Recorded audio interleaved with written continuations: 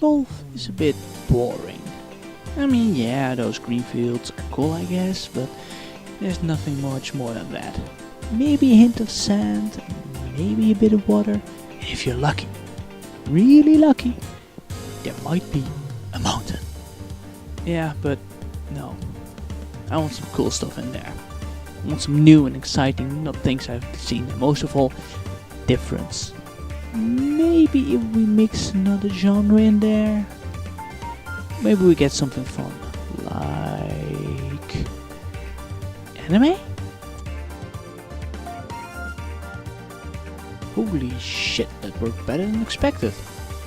I mean, I know Panya existed for a while, but now it's officially sunset in the West. It's not an option to play anymore, and I kinda need my fix. You see, I think golf can be a lot of fun if you make it in a fun world.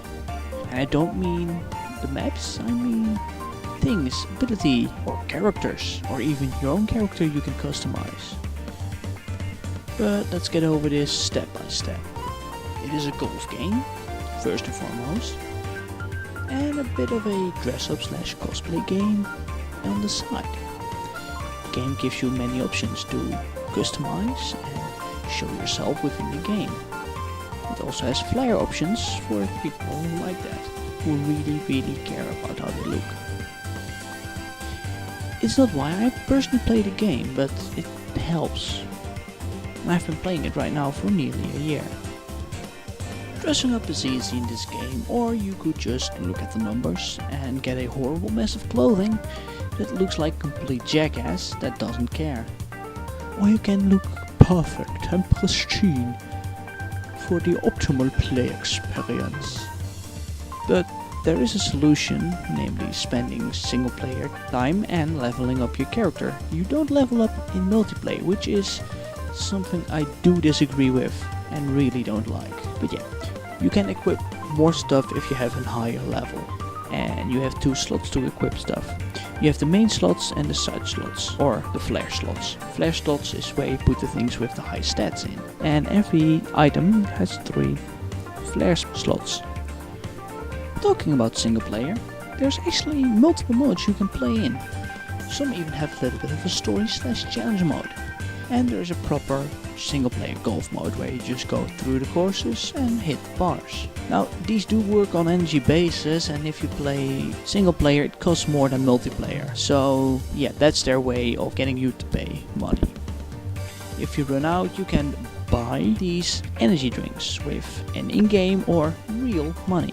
You can get these also by leveling up in multiplayer, but the amount you get is trivial.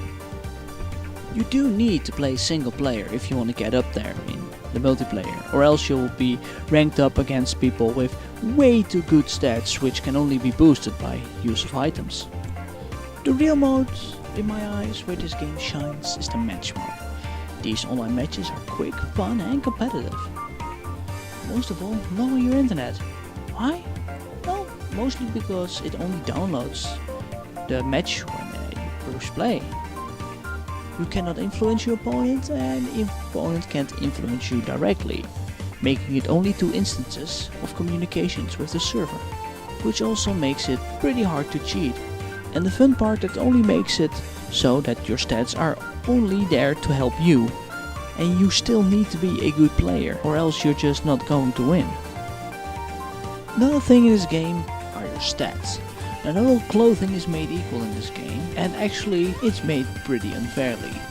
But if you play for like an hour or 6 over a couple of days, with a couple of ranked matches, you will have a full level 3 set, and already upgraded to such an extent that you can beat most people if you are good at golf games. Now, upgrading costs 2 things, material and gold. Gold's easy to get, just play and you'll get it. Material in that case is a bit harder. They can be other gear, but they can also be XP boosters, which you can get for free quite a lot. But this is where most of your resources go, into the grinding of the levels of your gear and to get the best stats. Of course, the rarity of the item determines how far it will go also, so does the level. But now you have one level 5 piece and most of level 3 and 4 gear, I was able to get all the way into the highest rank of the couple of weeks of playing in the train. And because it resets every month, you can get all those leveling up rewards again. Another thing in this game that I like is how they do daily checkups. So every day you log in, you get this little bonus. You have this card. And this card is unique to every month. Now with this card you get these stamps, and you actually don't have to get in there every day of the week. For the whole month they give you a card of 14 days. And even if you exceed the month, you just get to keep the card. You can only get a new card once you hit 14 check-ins. Now the rewards for logging in again are actually quite important. These can be these EXP boosts that I mentioned earlier, or they can be items, gear, energy drinks, or even real life money to pay into the lotto. Now the lotto system has two versions, a free one and a paid one. The free one is next to useless, it's only good for giving you grinding materials to level up the better items. While the paid one is the one you need to get gear of level 3 and higher. For beginners there's a cheaper lotto which can get you all beginning gear you need, but it has only one possibility for a level 5 item. Now grinding the paid loot boxes is very expensive, but they do give you enough free coins and options to play well and gather a lot of those coins you need. One of the best ways to get the real coins is to play match mode and make it to the B tier. When you've reached that, you should have about 3 or 4 pops, meaning you can get a couple of level 4 or even level 5 items. But this game is very underrated, and if you look at the gameplay, all you see is what you get when you play for free. You really don't have to pay to play, you can consider it doesn't have to be.